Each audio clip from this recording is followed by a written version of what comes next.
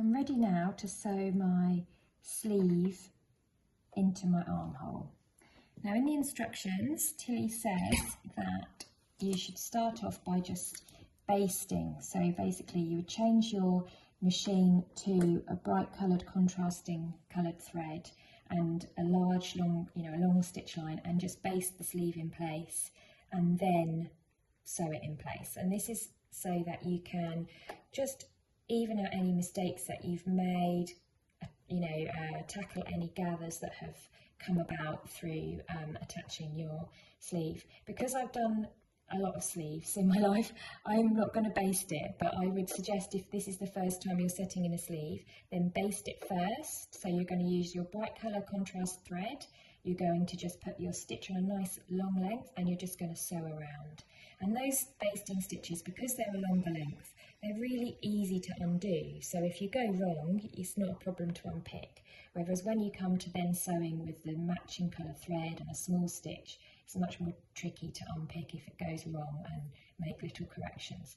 So also that means that you can then, once you've basted, you can remove the pins so they're not sort of getting in your way and flustering you. So if it's the first time you're doing this, then baste first. But I am just going to be brave and just go ahead and sew it straight in. I have put a lot of pins in.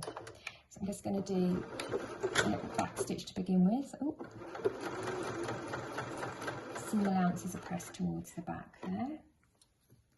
And I'm just going to carefully take each section as I go, making sure that I'm using a 1.5 centimetre seam allowance all the way around. And this is really where sewing takes on a more highly skilled level, because when you learn how to sew, you are sewing a straight line to a straight line in the first few projects that you do. When you're doing something like setting in a sleeve, you're sewing in a curve to another curve. You're sculpting the fabric. You're taking a two-dimensional flat piece of fabric and you're sewing those two curves together to create a three-dimensional shape like a sleeve head. Your shoulder is a really three-dimensional part of your body. It's not flat at all. So this is more skilled, so take your time, and if it goes wrong, that's fine. It always goes wrong the first time you do this. It's one of the most tricky things. So just unpick, try again, correct any little pleats and gathers that you might come across. Don't be cross if it feels like it's not going to go in, it will. And take your time and be patient with yourself, because this really is more, you're creating a beautiful garment here, so give yourself time.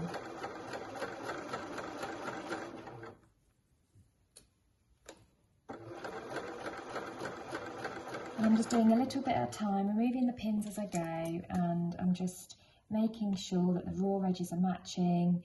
My seam allowance is 1.5 at all times, and I'm just checking underneath that everything's sitting flat. I'm not getting caught up there. And I'm now onto the crucial part, which is that sleeve head.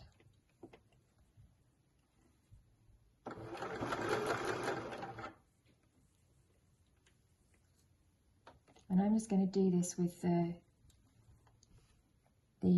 bodice on the top and the sleeve on the bottom. It's a bit clearer to see, I think, but if you want to do it the other way around, that's up to you. I'm coming round the crown of the sleeve now, the shoulder.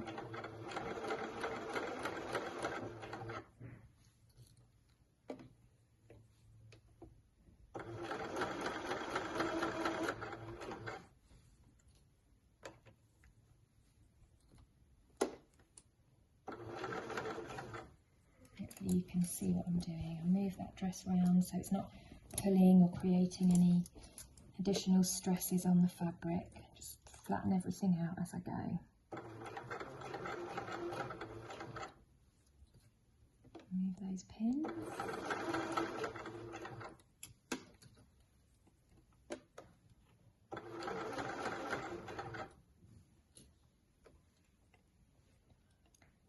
And I'm going to do, after this, I'm going to do some Christmassy sewing. And I think I might even wear this lovely green top top on Christmas Day because it's lovely and festive, this colour, and it's got little gold bits on it, and if something has gold on it then I like it. Basically the sparklier the better. Just tease that back down there because those raw edges are coming apart from each other. There we are, that's the tricky part done. Can you see how slowly I went round there?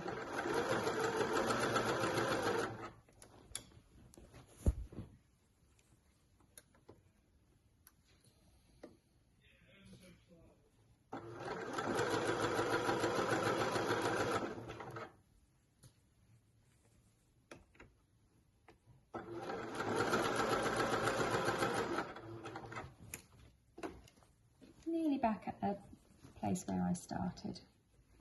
And now you can see that that's coming round there, that curve. This is your underarm. So you're just encouraging the fabric to curve round as it goes through the machine, keeping your eye here that the seam allowance is always maintaining at 1.5 cms.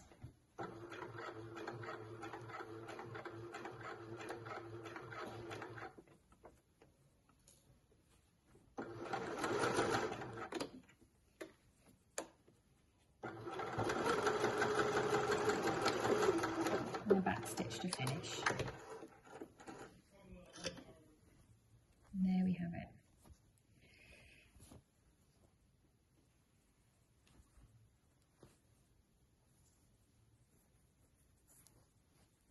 And hopefully I can see I've got one little pleat there. I might be able to just press that out. If I do get any little pleats, like I can just see I've got one tiny one there, then what I would do, as I didn't baste, see, that will teach me. What I'll do is I'll just unpick just a couple of stitches there and flatten that back out and ease it back in again. But apart from that, I can see I haven't got any pleats at all, so I'm quite pleased with that. There we are. So I just went back over that little bit where there was a little pleat and I just smoothed it back out, unpicked a couple of stitches and smoothed it back out. Now when I turn this round to the right sides, I should find I've got a nice little sleeve.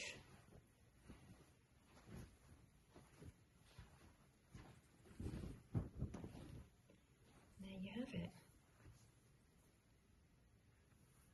Don't worry if you get a couple, I need to just press that little bit out there. Don't worry if you get a couple of little tucks, you know, it's fine. What's more important is that you get the sleeve set in correctly. Don't try to distribute that fullness round here, you know, otherwise your sleeve will be crooked.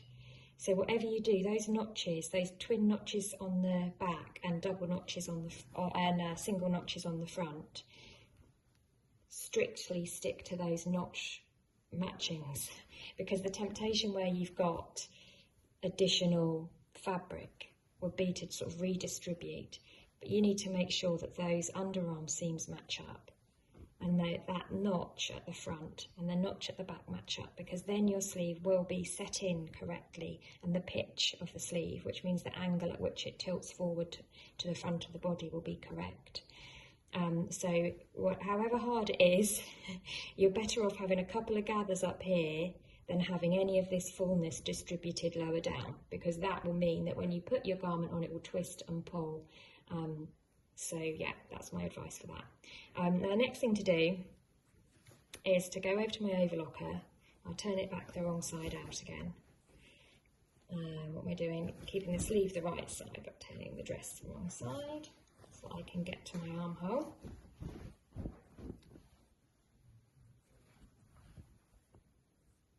So what we want to do is, you can see you've got quite a long bit of seam allowance there. It's 1.5 centimetre seam allowance. And I want to get rid of that because that's eating, that's making, look at how much smaller that's making my armhole. That's going to be uncomfortable, it's going to be too tight. And you need that seam allowance to give you room to work, but once you've sewn it in, you want to get rid of it. So first things first, I'm going to remove those pink gather stitches. They've done their job now. Then I'm going to take it over to my overlocker and I'm just going to overlock round right fairly close to this edge. And if you're sewing then and finishing off on your sewing machine, then you're going to just trim down the seam allowance to about 1 centimetre or 0.8 of a centimetre and then zigzag. But you don't want all of that seam allowance digging in around your armhole, you know, it's making your armhole a fair bit smaller, so cut that down to about half what you've got there, whether you're overlocking or zigzagging. Just remove that excess seam allowance. And once I've done that, I will repeat all of those same processes on the other side of my dress, and then we'll come back and finish off with the hem. So there's our top or dress, and as you can see, those sleeves are now nicely set in on both sides. You can give them a little press. Make sure when you're pressing that you are pushing that seam allowance out towards the sleeve, not back towards the body. So all that remains to be done are the hems. So I've put my iron on. I'm going to take my dress over to my ironing board. In fact, I'm going to turn this inside out. And with the sleeve cuffs, I am just going to press up and back by 0.5 cm and then just over 0.5 cm. It's about 0.6 and then 0.6. Press it all the way round, and then I'm just going to finish by sewing all the way around once I've pressed it. I'm going to do that on both of my sleeve cuffs. Right, so we're now ready to just start sewing that hem. So I'm going to line up my folded edge of my fabric there with the 1 centimetre line. I know that that's going to catch what I folded back there, and in the end I decided just to overlock that because I realised that's what I'd done with my other dress and it ended up looking quite nice and flat, so I just overlocked instead of folding and folding. But you can fold and fold, especially if you're using a sewing machine to edge stitch your fabrics. So I've just popped my cuff under here. Now the cuff is too small to fit around your free arm, especially with the smaller sizes. So when I'm sewing around in a circle, in a small circle, I just put everything above like this, and I just come in like that. And I'm sewing with the right side looking at me. Your stitches are going to look slightly nicer on the needle side rather than the bobbin side. So because these stitches are going to show, I just want to put them sew on the right side of the fabric. So I just come around in a circle like this. And by keeping my eye here, then I'm creating a nice even seam.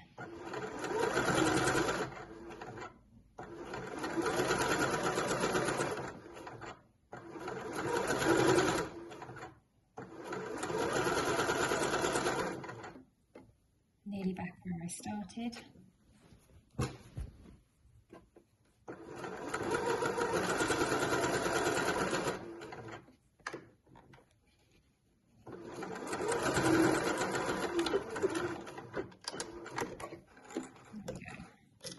Trim those threads down in a sec.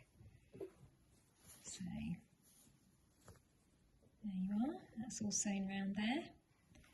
Same on the other side, and then we'll go to do the hem of the skirt.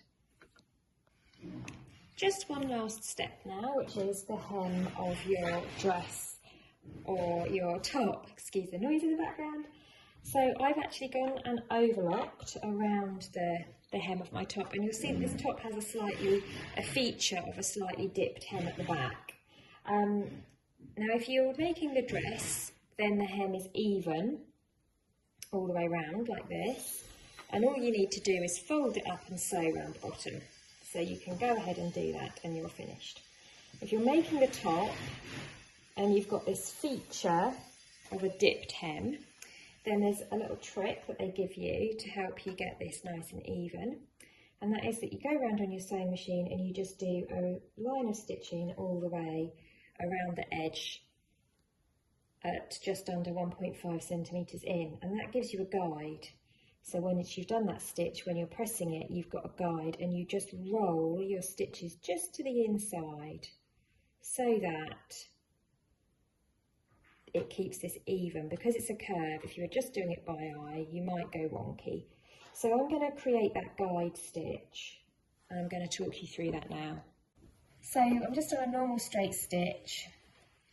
I've overlocked the hem of my top, and I'm just going to sew all the way around, and I'm lining up the edge of my presser foot with the inside edge of my overlocking, and that's giving me in between 1 centimetre and 1.5 centimetre for a guide. But if you wanted to, you could line up your raw edge with your 15 line, your 1.5 centimetre line.